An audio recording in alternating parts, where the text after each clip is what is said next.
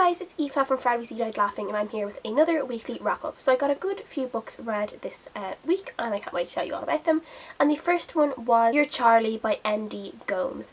This is a YA kind of contemporary book, I guess, or just a YA book, and it's basically about this boy called Sam, whose brother Charlie was the perpetrator of a mass school shooting, and it's kind of to do with Sam kind of dealing with what his brother has done, kind of being bullied because of it. He's treated really badly by everyone around him because of what his brother did, and so is his family, and he's kind of writing these letters to Charlie, kind of talking to him in a way, kind of a way to, a little bit of therapy for him, and a way to communicate with his brother and kind of get out his feelings.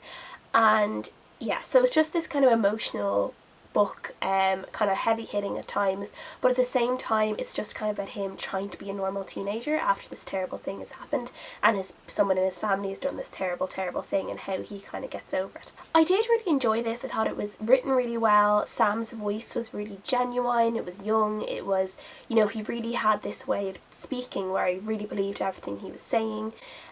He's kind of having this really hard time kind of comparing the brother that he knows and loves with this person who shot and killed a lot of people before killing himself.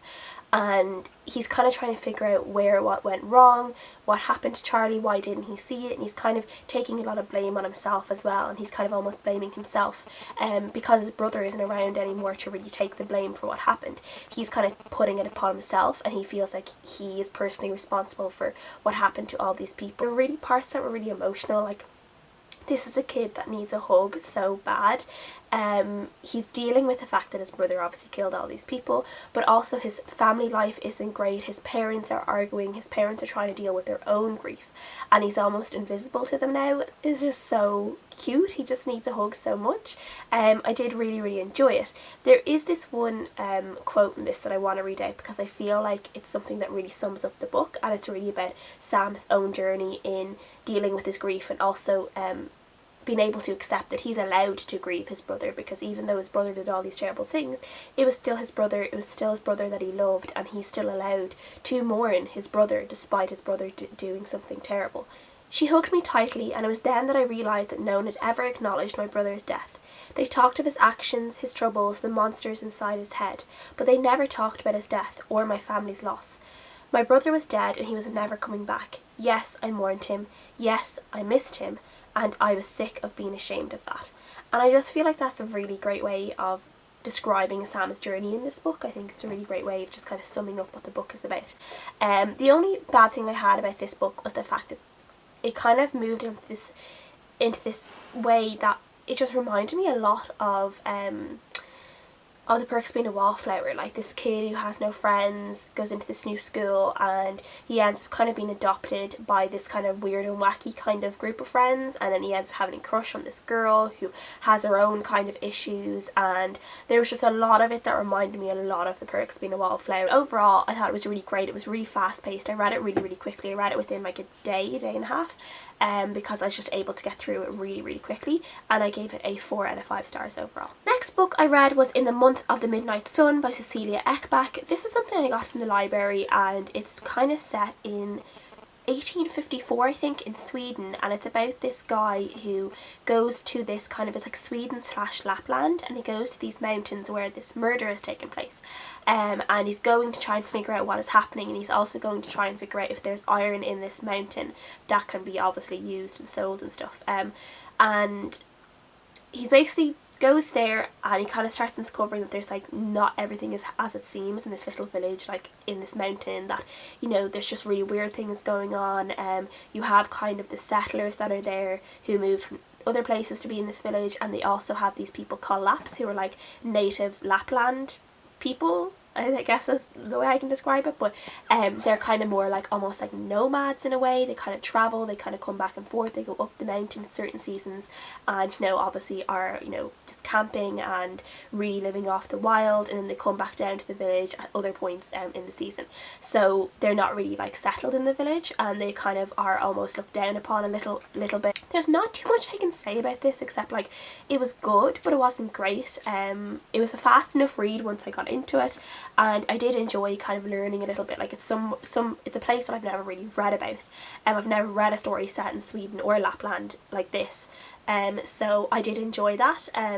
but it wasn't something that was like wowed me or anything, so I gave it a 3 out of 5 stars. The next book I finished was Holding by Norton, and this is his brand new novel, and it is based in this little village called Duneen in Ireland, and it's where this body is discovered in this on a building site. These bones are discovered, and basically they're trying to figure out, this sleepy little village has this thing that happens and everyone can't believe that these bones are found.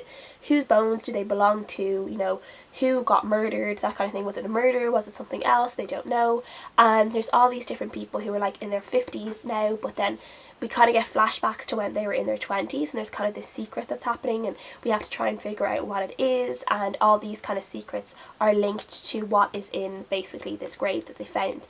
I really enjoyed this. I wasn't really expecting too much of it because, you know, when a celebrity writes a book, you don't really know what to expect from it, but this was a really solid read, and I really enjoyed it. I thought it was written really well. I went to a panel with him on Monday, and he spoke about the book, and it was really great seeing him. He's absolutely brilliant to see. He's just as funny in real life as he is on his show, which was great. He was able to give some little like details about his show and stuff like that, and just little like things like people he's met and little stories and stuff like that, which was great. I really enjoyed it. But he was obviously there to talk about his book, so he did talk about his book, and he was saying how he kind of wrote what he knows, and he grew up in a kind of like a little village similar to the village in this story, and you can really see that it's really kind of like an Ireland that he grew up in. And you know, he said himself, the young people in this book he wrote, you know, 20 or 30 years ago, the people in this book are in their 40s and 50s, but you do get flashbacks of when they're young and they're in their 20s, and that's all kind of the young people in the book through flashbacks. Because he said like he wasn't going to write a young person really because he can't relate to a young person now. He doesn't know kind of how to write a young person now, so he wrote the kind of young person he knows, and he wrote the kind of people he knows. There's all kind of like the different kind of characters you'll get in every little village, and it's really true. It really comes out really strongly. I thought one of the main people in this is Sergeant PJ Collins, who is this kind of obese guard who is like the only guard in the village, and he never really has to do anything except like direct traffic and check tax and insurance and stuff like that. And suddenly he's in the middle of this like murder mystery, and he's really kind of out of his depth, but at the same time he kind of finds himself enjoying it, and he kind of finds himself in like a bit of a love triangle as well, which is like just ridiculous, like. But I really enjoyed him. I thought he was a really funny character. There's just something about him that was really like endearing. I really liked him. And yeah, so 4 out of 5 stars. The only thing I would say, there's a little bit of an epilogue at the back of this book, and I don't feel like it was needed. I think it could have been like skipped out altogether, because the last actual chapter of this book, the last lines of the last chapter are very good, and I feel like the book could have just ended there. The epilogue didn't add anything, it didn't need to be there. I was just kind of like, oh, okay, when I read it, it didn't really give me anything. So yeah, 4 out of 5 stars, and if there's anyone that's debating reading this, I would definitely say to just go for it because it was excellent. Another book I finished this week is something that I've actually been reading on my phone from my library for like over a month, and it's Shelter by Jung Yun. I feel like a lot of people have probably been hearing about this, especially during Diversiton and Known Voices October, but this is basically a book where this guy is Korean, and he is living with his wife, and he's having kind of money troubles. They're trying to sell their house, and the day the realtor comes over to look at their house, he finds his mother in the back garden, and she is naked and bruised and is being beaten up, and he has to try and figure out what has happened to her, what has happened to his dad, is there anything going on. And we kind of end up finding out about Kyung's home life and the way he grew up, and how this kind of affects him today, and him with his own marriage and with his own son and stuff like that. And there's just a lot of things happening.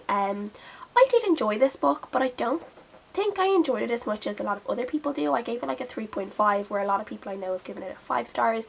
I think it might be because I did read it on my phone. I wasn't reading it in one go, I was kind of reading it in bits. But I do feel like the story was solid and the writing was really good.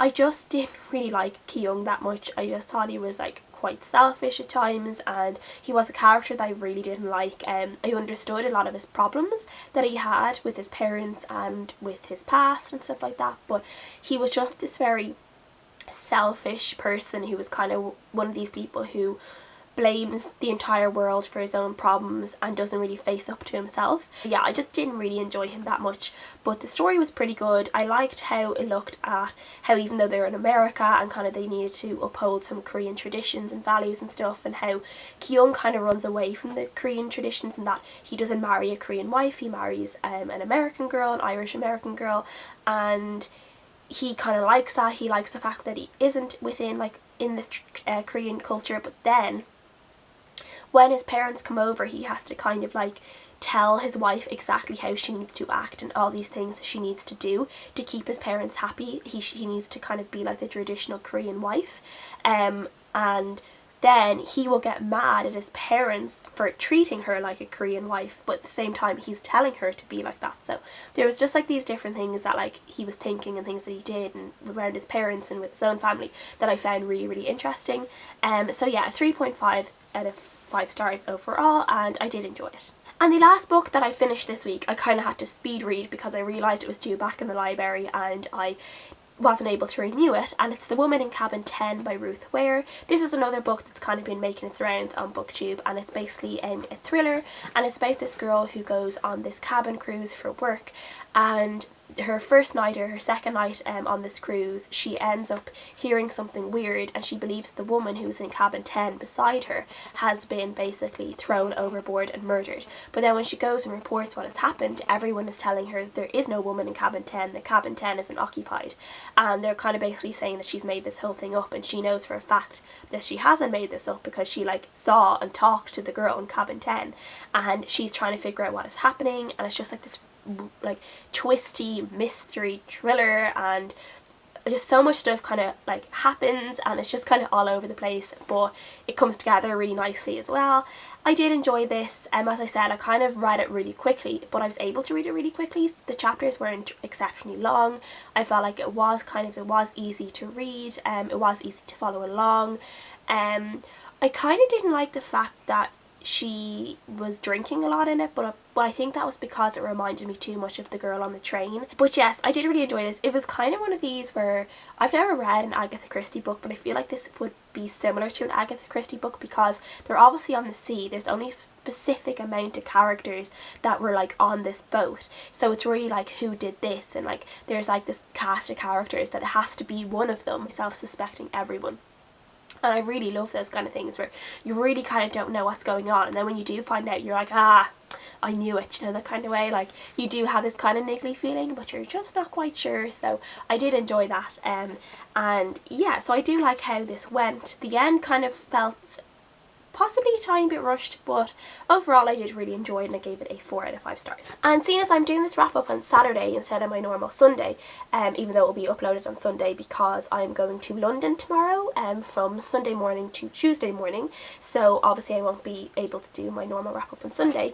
And I'm also finishing off a couple books. I'm buddy reading a book at the moment. I'm buddy reading Scarlet by Marissa Meyer, but with Angelica over at Mercury Calling. I'm about like almost 386 pages in, so I only have like a tiny bit left, so I might try and finish this today, but I am going out later, so I'm not sure if I'll have enough time to finish this, but hopefully I will because there's only a little bit left.